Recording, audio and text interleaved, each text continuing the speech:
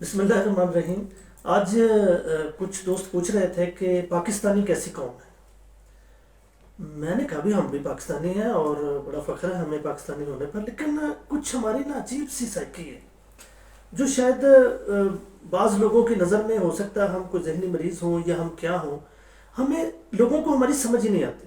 مثلا ہم جب پاکستان میں ہوتے ہیں تو اپنے بچوں کو پڑھانے کے لیے امریکن اسکول ڈھونڈتے ہیں، اور جب ہم امریکہ میں ہوتے ہیں تو اپنے بچوں کو پڑھانے کے لیے اسلامی اسکول ڈھونڈتے ہیں۔ اسی طرح جب ہم پاکستان میں ہوتے ہیں تو ہم اپنے کھانے پینے کے لیے جب باہر جاتے ہیں تو فاسٹ فوڈ ڈھونڈتے ہیں، جو امریکن فوڈز ڈھونڈتے ہیں، یورپین فوڈز، چائنیز فوڈ ڈھونڈتے ہیں۔ لیکن جب ہم چائنا میں یا امریکہ میں ہوتے ہیں تو وہاں پر حلال فوڈ ڈھونڈتے ہیں، وہاں پہ اسلامک فوڈ ڈھونڈتے ہیں ہم۔ اسی طرح ہمارے جو شادی سے پہلے، بارات والے دن سے ایک دن پہلے، لڑکی اور اس کی ماں ناچ ناچ کے پوری دھرتی ہلا دیتی ہیں خوشی کے ساتھ، اور رخصتی والے دن ایسے رو رہی ہوتی ہیں جیسے پتہ نہیں کتنا بڑا ظلم ہو رہا ہے ان کے اوپر۔ اب اسی طرح سونا ہمارے تقریباً 2.5 لاکھ روپے تک کا تولہ ہو گیا ہے اور عوام کی پہنچ سے بہت دور چلا گیا، لیکن ہمارا یہ ایک ٹرینڈ بن چکا ہے کہ کتنے تولے سونا آپ اس کو ڈالیں گے۔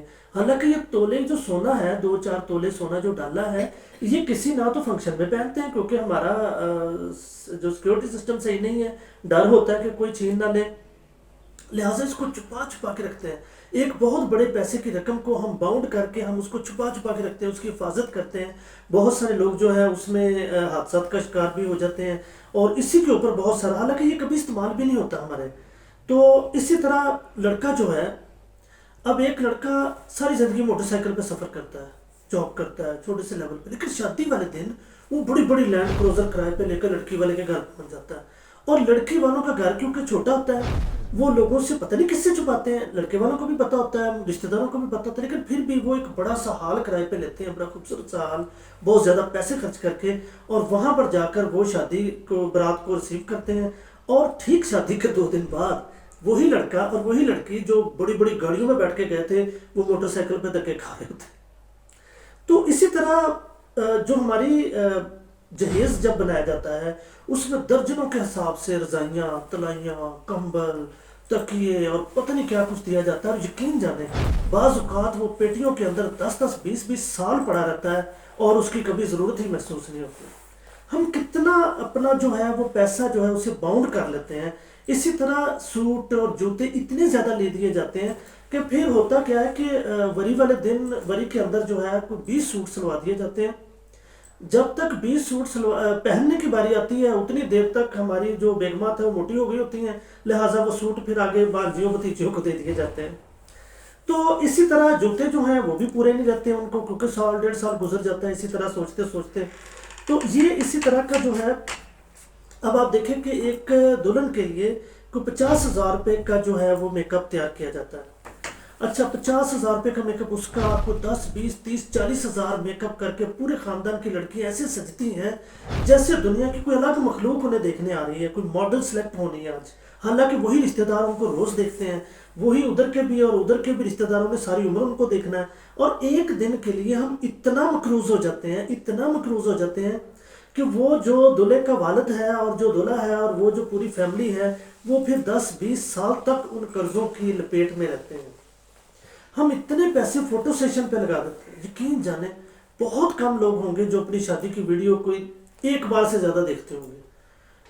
مطلب وہ بھی ہم جو ایک بار دیکھتے ہیں نا، وہ لوگوں کو دکھانے کے ساتھ ساتھ دیکھتے ہیں، ورنہ عام طور پہ کوئی بھی اس کو نہیں دیکھتا۔ اسی طرح ہماری جو لائف ہے وہ اتنی عجیب ہے، ہماری زندگی کے جو معاملات ہیں وہ اتنے عجیب ہیں۔ ہم ایک سٹیج پہ خود بیٹھے، ہمیں سب پتہ ہے کہ ہمارے ادھر کیا ہے، ادھر کیا ہے، آگے کیا ہے، پیچھے کیا ہے، لیکن فیصلہ کروانے کے لیے ہم کسی ایسے شخص کو فون کر رہے ہوتے ہیں جس کو ہمارے ارد گرد کا کچھ نہیں پتا، اسے ہمارے حالات کا کچھ نہیں پتا۔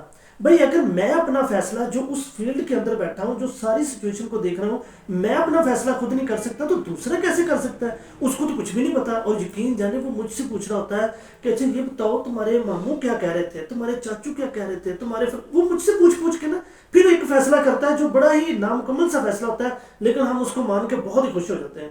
ہمارے اندر اتنی کرج نہیں ہے، ہمارے اندر اتنا حوصلہ نہیں ہے، ہمارے اندر اتنی کیپیسٹی بلڈنگ نہیں ہو سکی، ہماری شاید تعلیمی نظام میں یا کہیں پہ کوئی فالٹ رہ گیا ہے جس کی وجہ سے ہم اپنا فیصلہ ہی کر نہیں پاتے۔ پھر ہمارا تعلیمی نظام اتنا ہیوی ہے، آپ میں ایک بچے کا انٹرویو کر رہا تھا، کلاس 7 کا تھا، تو اس سے میں نے کہا انوائرمنٹ، میں نے دیکھا اس کی بک پہ لکھا ہوا تھا، میں نے کہا اس کی ڈیفینیشن سناؤ، اس نے سنا دی، فلاں چیز کی ڈیفینیشن سناؤ، سنا دی، میں نے کہا یہ اس کا مطلب کیا ہے، اس کو ذرا مجھے اردو یا پنجابی میں آسان کر کے سنا دو، تو کچھ نہیں پتا تھا۔ ہم اسی طرح کا ہمارا حال جو ہے پوری زندگی کے ساتھ ہے۔ ایون ایک ساتھی پوچھ رہے تھے کہ یار یہ ہم نماز پڑھتے ہیں تو سمیع اللہ لمن حمیدہ کا مطلب کیا ہے، تو یقین جانے کہ وہاں پہ کھڑے کوئی، میرا خیال ہے کہ سوائے مولوی صاحب کے، ان کو چپ کروا دیا تھا، باقی کسی کو نہیں پتا تھا۔ ہمیں اندازہ ہی نہیں ہم کیا پڑھ رہے ہیں، ہم کیا کر رہے ہیں۔ اسی وجہ سے ہمارے اندر خشوع و خشوع نہیں ہے، کیونکہ ہمیں اس کی سمجھ نہیں ہے، ہم نے رٹے مارے ہوئے ہر چیز کو اور اسی طرح پڑھتے جا رہے ہیں۔ تو میں آپ سے یہ ریکویسٹ کروں گا کہ ہم پاکستانی ہیں اور ہمیں اپنی ان عادات کو چینج کرنا پڑے گا۔ ہم سب سے پہلا جھوٹ زندگی میں اپنے ساتھ بولتے ہیں۔ ہم سب سے زیادہ نقصان میں پتہ ہوتا ہے کہ شوگر ہے، پھر بھی ہم چینی کھا رہے ہوتے ہیں۔ ہمیں پتہ ہوتا ہے ہمارا پیٹ خراب ہے، پھر بھی ہم ہوٹلوں کے کھانے کھا رہے ہوتے ہیں۔ ہمیں پتہ ہوتا ہے کہ اس سے انفیکشن ہو جاتی ہے، ہم پھر بھی وہ کام کر رہے ہوتے ہیں۔ ہمیں پتہ ہوتا ہے مجھے اس چیز سے الرجی، ہم پھر بھی کر رہے ہوتے ہیں۔ یعنی کہ اس کا مطلب ہے سب سے زیادہ دھوکہ، سب سے زیادہ فراڈ میں اپنے آپ کے ساتھ کر رہا ہوں۔ پھر ہم باقیوں کے ساتھ بھی ایسے کھا لو۔ میں ایک جگہ پہ گیا، میں کہ میرا گلا خراب ہے، بوتل نہیں پینی، سر میری ذمہ داری ہے۔ میں کہ یار تم ڈاکٹر ہو، تم کیا اس کے کنسلٹنٹ ہو، تمہیں پتہ ہے کہ میرے ساتھ کیا ہوا ہے؟ لیکن اس نے آخر مجھے پلا دی اور مجھے پینی پڑی، کیونکہ ہم تو پاکستانی ایسی قوم ہے، جب تک ہمیں کوئی، اگر ہم کسی کے پاس جا کے کھانا کھا لو تو ہم کہیں گے نہیں نہیں مجھے بھوک نہیں ہے۔ اگر وہ ہم سے 10 بار نہ پوچھے تو ہم جا کے یہی کہیں گے اس نے مجھ سے پوچھا ہی نہیں۔ یعنی ہمیں یہ بھی ضرورت ہے کہ ہم سے بار بار پوچھا جائے، ہماری منتیں کیے جائے، ہمارے ترلے کیے جائے، ہمیں زبردستی منہ میں پکڑ کے ٹونسا جائے۔ آپ روز ایک تماشا دیکھتے ہیں، ہم کسی گھر جاتے ہیں، ان کے بچے کو یا کسی کو 500 روپے دینا چاہتے ہیں یا 100 روپے دینا چاہتے ہیں، وہ پکڑ پکڑ کے ہمارے ہاتھ میں تھما رہے ہوتے ہیں۔ حالانکہ اگر ہم واپس لے کے آ گئے نا تو انہوں نے ہمیں اتنے تانے مارنے ہیں، اتنا برا بھلا کہنا ہے کہ جی دیکھو جی پیسے دکھا کے لے گئے، بھاگ گئے، کنجوس، پتہ نہیں کیا کچھ ہمارے ساتھ کہہ دینا۔ تو یہ ساری چیزیں ہماری زندگی کا ایک حصہ ہے، اور میں سمجھتا ہوں کہ اگر ہمیں ایک اچھی قوم بننا ہے تو ہمیں اپنے بارے میں سوچنا ہوگا۔ اللہ حافظ۔